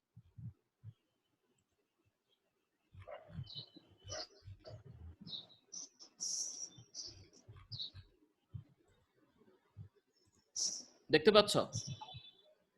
জি স্যার। জি স্যার। দেখো এইবার তোমরা আমাকে বলো যে আমি তোমাদেরকে কিচ্ছু বলবো না, তোমরা একটু এইটা দেখে বুঝতে পারছো কিনা আমাকে বলো, খুব মন দিয়ে দেখো। আমি এতক্ষণ যেটা দেখালাম সেই কাজটাই এখানে করা হয়েছে কিনা সেটা আমাকে বলো। জি স্যার। Yes sir. Yes sir. Yes sir. Same to same. সেমই তো করস। হ্যাঁ 50% বাড়ছে। স্যার এখানে হচ্ছে কি লাস্টের ইপিএস এ হচ্ছে কি টোটাল একটা ধরা হয়েছে যে 300%, ওটা না না বুঝতেছি ধরা না। হয়নি তো, ধরা হয়নি তো। জি স্যার, এমনিতে ওটাই আসছে, হ্যাঁ ওটাই আসছে, ওই জায়গাটা বুঝতে পারছি না। কোনো ধরাধরি নাই, সব একেবারে ক্যালকুলেশন থেকে আসছে। এই যে জি স্যার। 1.20 থেকে কত পার্সেন্ট বেড়ে 4.80 হলো, এটা হলো 300। আচ্ছা আচ্ছা আচ্ছা। তোমরা অনেক কোশ্চেন করো এখানে আমাকে, হ্যাঁ অনেক কোশ্চেন করো, যেখানে একটু কনফিউশন হয় জিজ্ঞেস করো আমাকে। স্যার এই প্লাস 300% এটা কি? মানে এটা কোন কি জায়গায়? স্যার? স্যার এই যে নিচে 30 না তো 300। জি স্যার। এটা 300% বেড়েছে। এটা চেঞ্জ অফ সেলস 50% বাড়ার কারণে, হ্যাঁ তোমরা যে অংশটুকু বললা ইবিআইটি বেড়েছে 60%। আবার ইনকাম স্টেটমেন্টের বাকি অংশটুকু করলে দেখা যাচ্ছে যে তার ইপিএস বাড়বে 300%।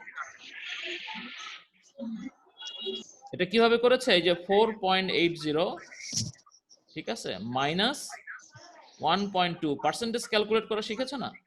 Yes sir. Divided by 1.2, 2। ঠিক আছে। এটা করলে তুমি ডেসিমেল পাবা, আর এটাকে যদি 100% দিয়ে গুণ করো তাহলে পাবা পার্সেন্ট। তাহলে পার্সেন্টেজ এইভাবে করেছে।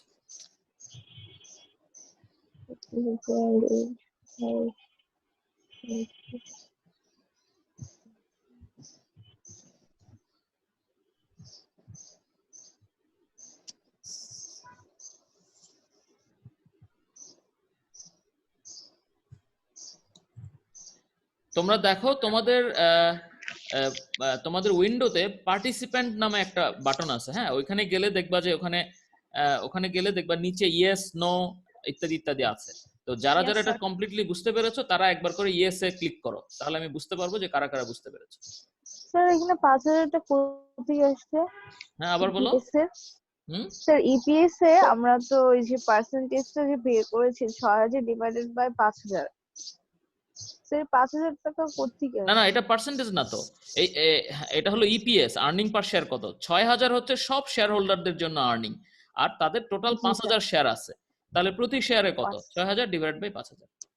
যারা যারা বুঝতে পেরেছো সবাই একটা করে টিক মার্কে ক্লিক করো পার্টিসিপেন্ট লিস্টে গিয়ে, তাহলে আমি বুঝবো যে তোমরা বুঝেছো।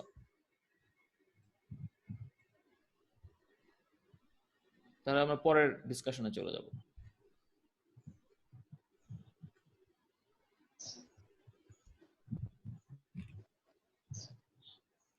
একবার ক্লিক করো, একবার ক্লিক করে আবার ক্লিক করলে তো চলে যাবে। ফারহানা ইসলাম বুঝতে পেরেছো? জি স্যার বুঝতে পেরেছি। হ্যাঁ, একটা টিক মার্ক দাও তাহলে আমি নিশ্চিন্ত হই। আবার ক্লিক মার্ক তুলে নি লাগানো, দিয়ে রাখো। ফারহানা ইসলাম টিক মার্কটা দিয়ে রাখো। সাজিয়া আফরিন বুঝতে পেরেছো? স্যার বুঝতেছি। ওকে, তাহলে একটা টিক মার্ক দাও দয়া করে। তারপর ফারহানা তো খুলে নিয়েছো আর দিচ্ছ না।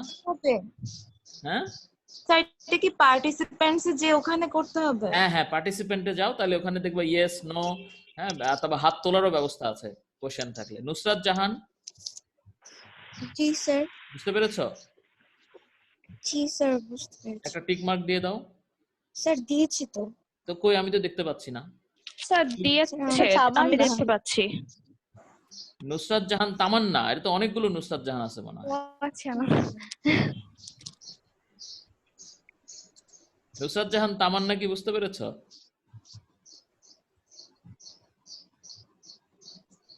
হিমেলে হাফিজ তুমি বুঝতে পেরেছো? স্যার আমি এইমাত্র জয়েন করলাম, কারেন্ট চলে গেছে। আচ্ছা, তাহলে তুমি একটু পরে রেকর্ডটা দেখে নিও ভালো করে। হ্যাঁ, জি স্যার। ফারহানা ইসলাম তো বলেছো, মনে হয় তুমি ইয়ে করতে পারছো না। নুসরাত জাহান তামান্না একটু রেসপন্ড করো।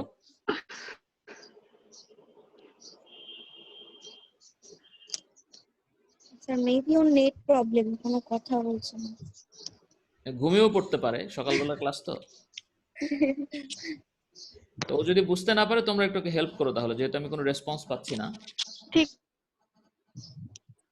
ঠিক আছে, তাহলে আমরা ধরে নিচ্ছি যে মোটামুটি ওভারঅল তোমরা এটা বুঝতে পেরেছো, রাইট? সো তোমাদেরকে যদি এরকম ইনফরমেশন দেয়া হয় যে একটা এখন হচ্ছে তার সেলস এর কোয়ান্টিটি এত, প্রাইস এত, হ্যাঁ, তারপরে তার ফিক্সড কস্ট এত, ভেরিয়েবল কস্ট পার ইউনিট এত, ঠিক আছে, এগুলো যদি দেওয়া হয় তাহলে কিন্তু তোমরা এখান থেকে কিভাবে degree of operating leverage calculate করতে হয় সেটা বুঝতে পারলে। অর্থাৎ সেখানে তোমাকে প্রথমে যে কোনো একটা পার্সেন্টেজ সেলস বাড়িয়ে দিয়ে তারপরে এই আরেকটা ইনকাম স্টেটমেন্ট এরকম করতে হবে, ঠিক আছে? ধরো এখানে 10% বাড়াইলা, অথবা 50% বাড়াইলা, অথবা 20% বাড়াইলা, বা যদি বলা থাকে যে তুমি 10% বাড়ায় তারপর দেখাও, তাহলে 10%ই বাড়াবা। তখন দেখবা ইবিআইটি কত পার্সেন্ট বাড়ে, হ্যাঁ, তখন দেখবা ইপিএস কত পার্সেন্ট বাড়ে। তারপর এই ফিগারগুলো থেকে তুমি ডিওএল ক্যালকুলেট করবা, ডিএফএল ক্যালকুলেট করবা, এবং ডিগ্রি অফ টোটাল ডিটিএল ক্যালকুলেট করতে পারবা, ঠিক আছে? এখন দেখো আমরা এই ক্যালকুলেশন গুলোতে শুরুতে কি ইনফরমেশন ইউজ করছি? শুরুতে ইনফরমেশন ইউজ করছি হচ্ছে প্রাইস পার ইউনিট, তাই কিনা বলো? ঠিক আছে, তারপর হচ্ছে সেলস ভলিউম বা quantity of sales and production, হ্যাঁ, তারপর ভেরিয়েবল কস্ট পার ইউনিট, আরেকটা কি বলো তো? Fixed cost. ফিক্সড কস্ট, হ্যাঁ, ফিক্সড কস্ট হচ্ছে টোটাল, এটার কোনো পার ইউনিট নাই, বাকি সব পার ইউনিট। তাহলে এই ইনফরমেশন গুলো যদি আমরা জানি তাহলে আমরা কিন্তু কতটুকু করতে পারবো? আমরা করতে পারবো হচ্ছে এই প্রথম অংশটুকু, এটুকু করতে পারবো। আর তারপরের অংশের জন্য আমাদের আরো কিছু ইনফরমেশন লাগবে। সেটা কি লাগবে? সেটা হলো আমাদের ট্যাক্স রেট লাগবে। ট্যাক্স রেট কত পার্সেন্ট ট্যাক্স রেট, এটা লাগবে। তারপরে আমাদের লাগবে হচ্ছে ইন্টারেস্ট এক্সপেন্স, হ্যাঁ, ইন্টারেস্ট এক্সপেন্স, এই তথ্যটাও আমাদের লাগবে। তারপর আমাদের লাগবে প্রেফার্ড ডিভিডেন্ড, এই তথ্যটাও আমাদের লাগবে, এবং লাগবে নাম্বার অফ শেয়ার হোল্ডার, ঠিক আছে? এই কয়টা তথ্য যদি আমরা জানি তাহলে আমরা সেকেন্ড পোরশনটুকু করতে পারবো, ঠিক আছে? তাহলে এখন খেয়াল করো যে আমরা যদি এই সমস্ত ইনফরমেশন গুলো জানি তাহলে তো এইভাবে করে সমস্ত ডিগ্রি অফ লেভারেজ ক্যালকুলেট করতেই পারবো। তার বাইরেও আমাদের আরেকটা উপায় আছে, সেটা হচ্ছে প্রত্যেকটার জন্য আবার আলাদা একটা করে ফর্মুলা আছে। এই ফর্মুলাগুলো আমি তোমাদেরকে দেখাচ্ছি, তোমরা চাইলে সেই ফর্মুলা মুখস্থ করে সেটা দিয়েও করতে পারো, বাট তোমাদেরকে দুই ভাবেই পারতে হবে। হ্যাঁ, দুই ভাবেই পারতে হবে, বিশেষ করে ইনকাম স্টেটমেন্ট এটা তো পারতেই হবে। তাহলে আমি এটা ক্লিয়ার করে দিয়ে আমি সেই ফর্মুলাগুলো তোমাদেরকে দেখাচ্ছি।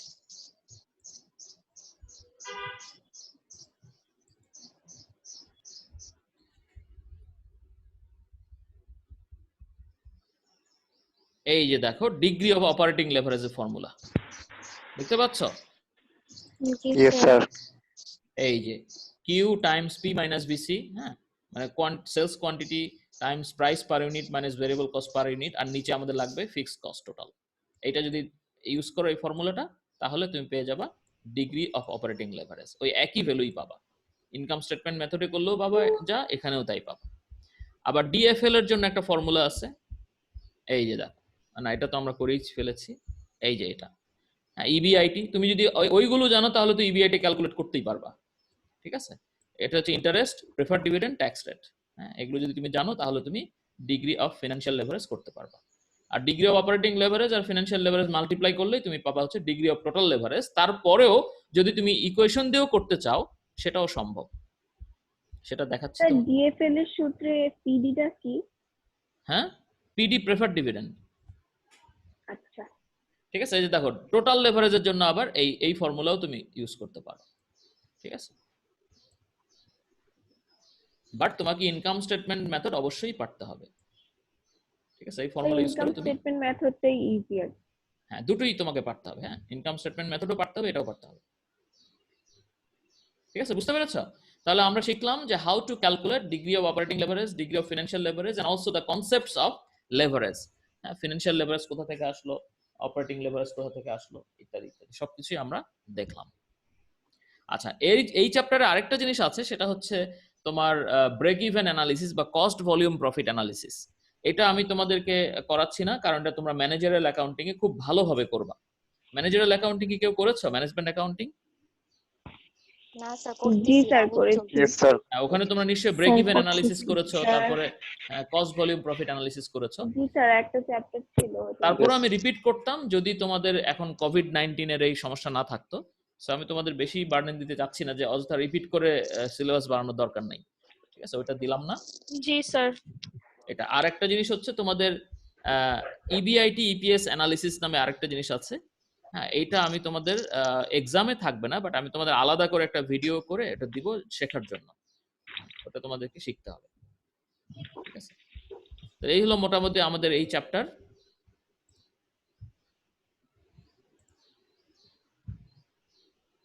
এবার তোমরা আমাকে বলো তোমাদের অ্যাসাইনমেন্টের ওয়ার্কশপের কি অবস্থা? স্যার সাবমিট করে এটা কমপ্লিট করেছি স্যার। সাবমিট করে দিয়েছি। সাবমিট করে ফেলেছো? Yes sir. দেখা যাক আসলে সাবমিট অ্যাসেসমেন্টটা কিভাবে হবে? হ্যাঁ স্যার, অ্যাসেসমেন্টটা কিভাবে হবে? তোমরা ইএলএমএস দেখতে পাচ্ছ তো, তাই না? Yes sir. এই যে দেখো কে কে সাবমিট করে নাই। ডালিয়া হারুন আছো?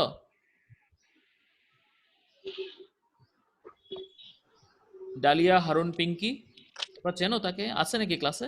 দেখো তো। স্যার অন্য সেকশনের আই গেস। ও অন্য সেকশন, তাহলে এখানে কেন? আচ্ছা আচ্ছা আচ্ছা আচ্ছা আচ্ছা। আচ্ছা ক্লাসে আছে, দেখো তো। ওর সমস্যা হলে এটা তো আমাদের দেখতে হবে, তাই না? ও তো ক্লাসও করেনি এটা। ক্লাসও করেনি না? না স্যার। আচ্ছা, এমা ডাক্তার, তোমার কি কোনো সমস্যা হচ্ছে বলো তো দেখি।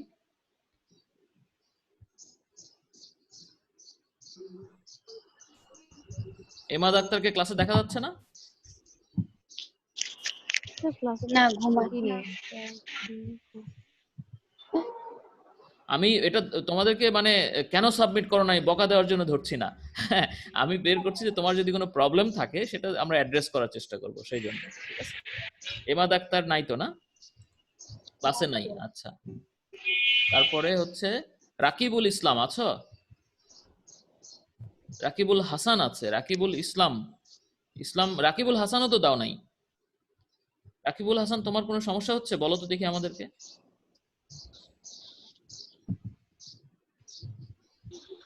স্যার ওনাকে আপনাকে ইমেল করেছে। আচ্ছা, ইমেল একদিন করেছে, তো এখন বলুক। এখন তো মেবি নাই। না স্যার আছে আমি তো। সাবমিট করি নাই, মারুফ হাসান। হ্যাঁ, আমি তোমার কথা সাবমিট আসছে করি পরে। রাকিবুল হাসান কোথায়? স্যার, ওর মাইকে প্রবলেম আমাকে বলছে।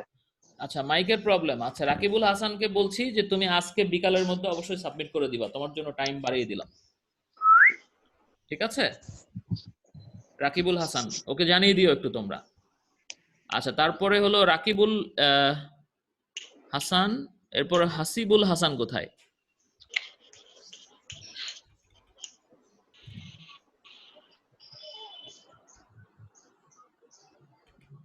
দেখো তো, হাসিবুল হাসান নাই? না স্যার, ক্লাসে নাই। আছে। আচ্ছা, মারুফ হাসান, হ্যাঁ এবার তুমি বলো। স্যার আমার পিসি নষ্ট থাকায় সাবমিট করতে পারিনি স্যার, আর একটু বাকি আছে, আজকে বিকালের মধ্যে সাবমিট করে হ্যাঁ, দেব। আজকে বিকালের মধ্যে আমি তোমার সময় দিয়ে দিচ্ছি, ঠিক আছে? আচ্ছা, তারপরে হলো মুশফিকা তাবাসসুম, তোমার কোনো সমস্যা হচ্ছে?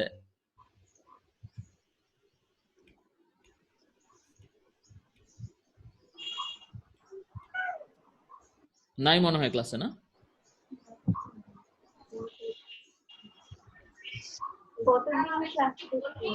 হ্যাঁ, গতদিনও ক্লাস ছিল। করেছে। তোমরা কি কেউ চেনো ওকে? একটু তাহলে তোমরা কেউ একটু কমিউনিকেট করো তো। হ্যাঁ হ্যাঁ, স্যার মুক্তিটা হচ্ছে আমার গ্রুপমেট ছিল। হ্যাঁ, দেখো তো তোমরা কমিউনিকেট করতে পারো নাকি? ওকে বলো যে আজকের মধ্যে যেন সাবমিট করে। হ্যাঁ, মুশফিকা তাবাসসুম। আর যদি বড় কোনো সমস্যা হয় আমার সাথে ফোনে কথা বলে যেন। নওশিন আঞ্জুম কোথায়? নওশিন আঞ্জুম। স্যার আমার গ্রুপ মেম্বার, হুম, বাট ও তো ক্লাস করে না। করে না নওশিন? আচ্ছা, ক্লাস করে না এখন। তারপর আখি, নুসরাত জাহান আখি। স্যার এর আগের ক্লাসে তো ছিল, আজকে তো নেই। আচ্ছা, যারা আগের ক্লাসে ছিল এবং তোমরা একটু হেল্প করো। হ্যাঁ, আমরা সবাই এই বিপদের সময় সবাই সবাইকে হেল্প করি। তোমরা ওদেরকে জানিয়ে দাও, একটু সাহস দাও, যেটা খুব সহজ। আসলে কি কঠিন ছিল বলো তো দেখি? No sir. না স্যার। কঠিন না, তাই না? আমরা তোমাদের বিপদের সময়, সবার বিপদের সময়, এই জন্য আমরা সহজ অ্যাসাইনমেন্ট দিই। এখন সেটা যদি তোমরা অ্যাটেন্ড না করো তাহলে তো আমার নাম্বার দিব কোথা থেকে? এটা যদি তুমি না ইয়ে করো, সাবমিট তো করতে হবে, তাই না? এটা তো কুইজ তোমার একটা। তাহলে এটা দেখো, কার কথা বললাম?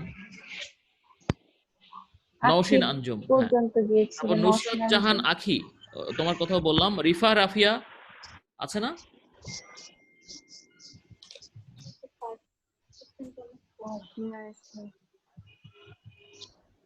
রিফা রাফিয়াকে পাওয়া যাচ্ছে না। আচ্ছা, তোমরা যাকেই পাওয়া যাচ্ছে না, তোমরা যারা যারা চেনো তোমরা একটু হেল্প করো ওদেরকে, ঠিক আছে? তোমরা ওদেরকে বলো, দরকার হলে আমার সাথে ফোনে কথা বলো, বা যদি ওরা অলরেডি তোমার কথা শুনেই মোটিভেটেড হয়ে আজকে সাবমিট করে তাহলে তো ভালো। সিয়ামি শাবাব, সিয়ামের তো থাকার কথা। স্যার ও আজকে নাই তো। নাই। শারমিন আক্তার,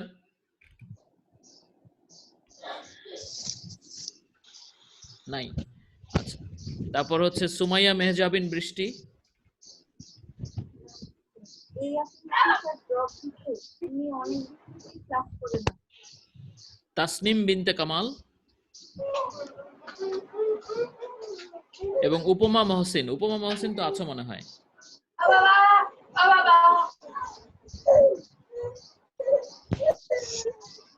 নাই, আচ্ছা ঠিক আছে। তাহলে আমাদের উপমা মহসিন তো এমবিএ এর স্টুডেন্ট, এখানে ঢুকে পড়েছে কেন?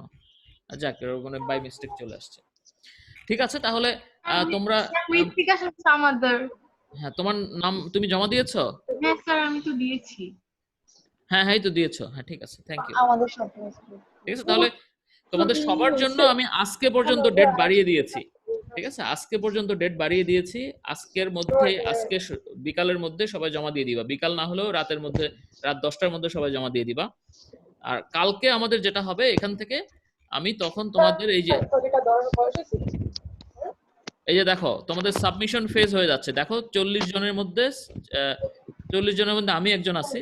হ্যাঁ, 39 জনের মধ্যে 24 জন সাবমিট করেছে। তা আজকে যতজন করবে সেটাই হলো ফাইনাল। তারপরে আমি এখানে যখন ক্লিক করব যে switch to the next phase, তখন তোমাদের শুরু হয়ে যাবে, তখন তোমাদের ইভালুয়েশন শুরু হয়ে যাবে, মানে তোমরা ইভালুয়েট করবা। সেটা কিভাবে করবা আমি তোমাদেরকে বলছি। তাহলে তার জন্য আমি এখানে তোমরা সবাই আছো তো, তাই না? Yes sir. ওকে, দেখো এর পরের স্টেজটা যেটা হবে সেটা হচ্ছে পিয়ার অ্যাসেসমেন্ট স্টেজ। তার মানে তোমাকে অ্যাসেস করতে হবে এবং রিভিউ করতে হবে 3 আদার স্টুডেন্টস অ্যানসার্স অর ওয়ার্ক। হ্যাঁ, আরো অন্য 3 জনের কাজ তোমাকে নাম্বার দিতে হবে এবং রিভিউ করতে হবে, ঠিক আছে? এবং সেটার জন্য ক্রাইটেরিয়া দেওয়া আছে। তোমাকে তুমি কার্ডটা করবা সেটা র্যান্ডমলি অ্যাসাইন করা হবে। হ্যাঁ, র্যান্ডমলি অ্যাসাইন করা হবে এবং সেটা থাকবে অ্যানোনিমাস, নাম উল্লেখ করা থাকবে না যে কার এটা, ঠিক আছে? এবং তোমাকে অ্যাকুরেট এবং ফেয়ার হতে হবে। ক্রাইটেরিয়া যেটা দেওয়া আছে সেই ক্রাইটেরিয়ার বেসিসে মার্কিং করতে হবে। এবং নিচে যে স্পেস দেওয়া আছে গিভেন স্পেস, সেখানে তোমাকে কি করতে হবে, কমেন্ট এবং কনস্ট্রাকটিভ ক্রিটিসিজম করতে হবে, যে তার অ্যান্সারের উইকনেস কি আছে, স্ট্রেংথ কি আছে, দুটোই বলবা, স্ট্রেংথও বলতে হয়। হ্যাঁ, তারপরে তার ইমপ্রুভমেন্টের স্কোপ কি আছে। তাহলে তোমার নাম্বার পাবা কিভাবে? তোমার কাজ যে 3 জন স্টুডেন্ট মার্কিং করবে সেটার এভারেজ হিসেবে তুমি পাবা 75% মার্কস, ঠিক আছে? তো তুমি যেমন 3 জনেরটা চেক করবা, তোমারটাও এরকম অন্য 3 জন স্টুডেন্ট চেক করবে। তো তারা 3 জন যা যা নাম্বার দিবে সেই 3টার এভারেজ নাম্বার যেটা, সেটাই হবে ক্যারি করবে তোমার 75%। আর এখানে অবশ্য আরেকটা ব্যাপার আছে, যদি ইভালুয়েশন বাজে হয় বা ইভালুয়েশন রং হয়, ধরো তুমি একদম পারফেক্ট অ্যান্সার দিছো কিন্তু তোমাকে 0 দিয়ে রাখছে, আমি সেগুলো আবার দেখবো। হ্যাঁ, আমি কিন্তু ওভাররাইট করতে পারি মার্ক, ঠিক আছে? আচ্ছা, কিন্তু তোমরা এটা সিনসিয়ারলি করার চেষ্টা করবা, কারণ বাকি 25% ডিপেন্ড করবে, the rest 25% of the grade will be based on the accuracy and quality of the assessment and review you give to other student. অর্থাৎ তুমি যে মার্কিং করছো সেই মার্কিংটা ঠিক আছে কিনা, অথবা তোমার যে কনস্ট্রাকটিভ ক্রিটিসিজম বা কমেন্ট এটা যদি অ্যাপ্রোপ্রিয়েট হয়, তাহলে তুমি যে নাম্বার আমার কাছ থেকে পাবা সেটা আবার 25% ক্যারি করবে। হ্যাঁ, এবার বলো।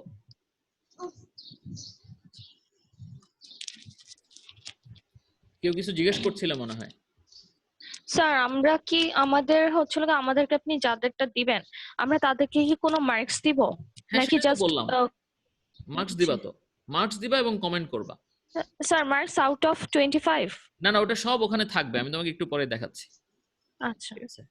The course instructor will review and check your assessments to ensure proper practice. হ্যাঁ, আমি এগুলো আবার রিভিউ করব, চেক করব, আমি চাইলে তোমাদের মার্কস ওভাররাইডও করতে পারি, ঠিক আছে? এবার আমি আসি যে তাহলে এটা কিভাবে হবে। হ্যাঁ, এর পরের স্টেজে যখন এটা হবে তখন কি হবে।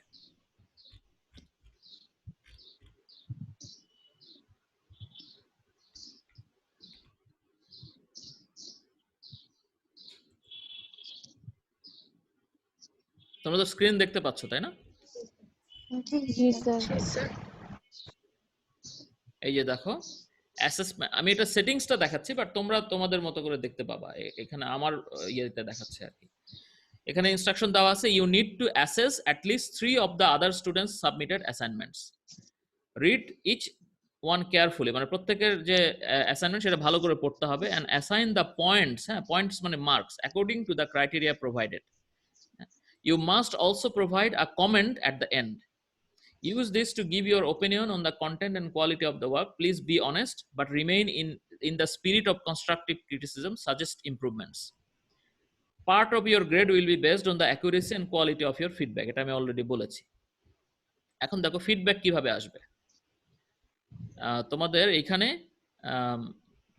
আচ্ছা এটা দরকার নাই, কমন মডিউল সেটিং।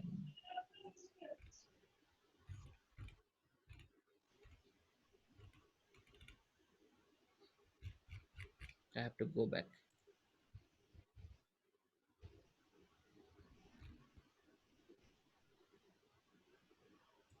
এখানে দেখো তোমাদের 3টা কোশ্চেন ছিল। একটা হচ্ছে স্পন্টেনিয়াস ফাইন্যান্সিং, তাই না? এই স্পন্টেনিয়াস ফাইন্যান্সিং এর উপরে তুমি প্রথমে ইভালুয়েট করবা। তো স্পন্টেনিয়াস ফাইন্যান্সিং যে অংশটুকু লিখেছে সেটা তুমি পড়বা, পরে তুমি দেখবা যদি দেখো যে তার অ্যান্সার হচ্ছে অ্যাকুরেট এবং এক্সপ্লানেশন ক্লিয়ার, তাহলে তুমি 3 নাম্বার দিবা, ঠিক আছে? যদি দেখো যে তার answer acceptable but not very accurate এবং এক্সপ্লানেশনটাও একেবারে খুব ক্লিয়ার না, তখন তুমি তাকে 2 দিবা। তারপর যদি দেখো যে না তার অ্যান্সার হচ্ছে মোস্টলি রং, মানে একেবারে রংই বলা যায়, কিন্তু অ্যান্সার করছে, মানে কিছুটা রং হলেও একটু হলেও ঠিক হওয়ার আলামত আছে, তাহলে 1 দিবা। আর যদি দেখো যে সে অ্যান্সারই করে নাই অথবা কমপ্লিটলি ইরেলেভেন্ট অ্যান্সার, মানে এখানে বলা হয়েছে যে তোমার বাবার নাম কি, সে বলছে আমার গ্রামের নাম অমুক, ঠিক আছে, তাইলে তুমি সেখানে দিবা হলো 0। ঠিক আছে, এটা গেল প্রথম অংশটা যে স্পন্টেনিয়াস ফাইন্যান্সিং।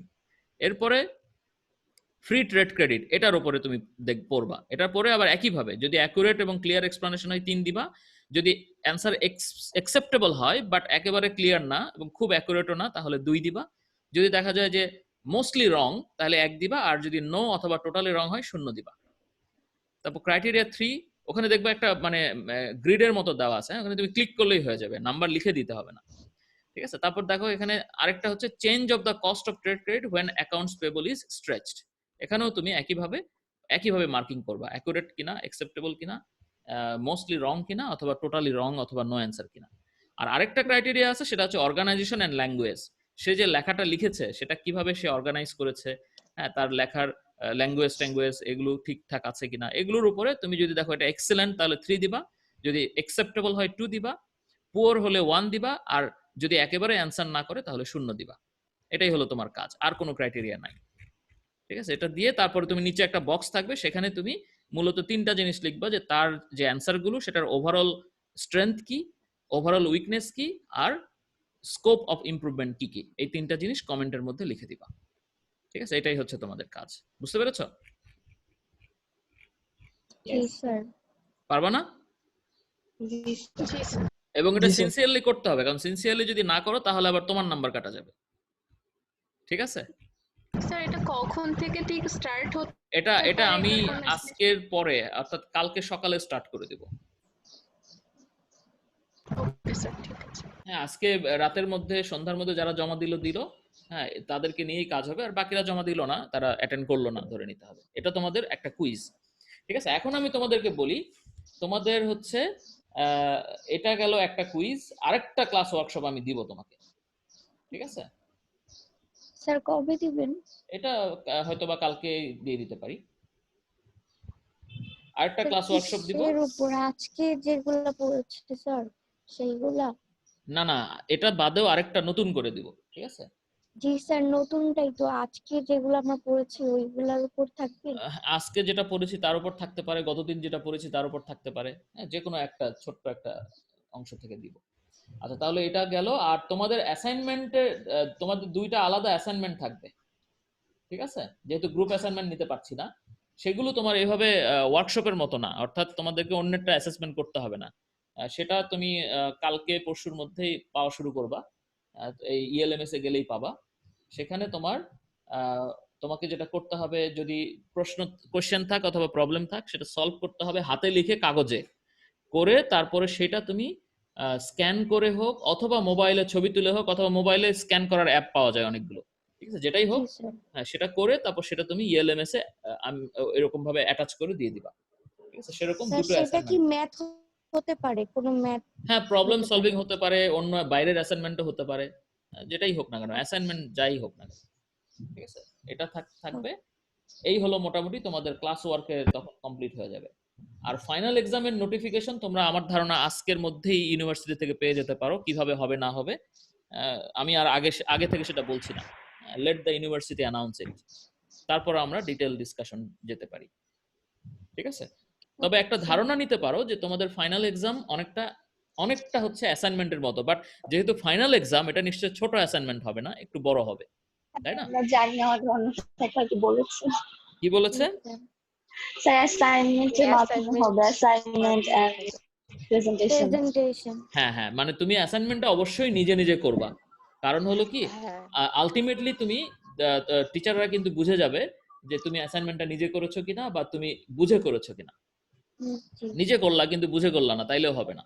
ঠিক আছে, সো ওইটা আমাদের 1 to 1, হ্যাঁ, মানে ফ্যাকাল্টি মেম্বারের সাথে তোমার ইন্ডিভিজুয়াল একটা সেশন হবে, ডিসকাশন, তুমি কি করেছো না করেছো আলাপ আলোচনা হবে। সেটার মধ্যে দিয়ে আমরা বুঝবো যে তুমি তোমার এখানে কন্ট্রিবিউশন কতটুকু বুঝে করেছো, এটার উপরে নাম্বার থাকবে।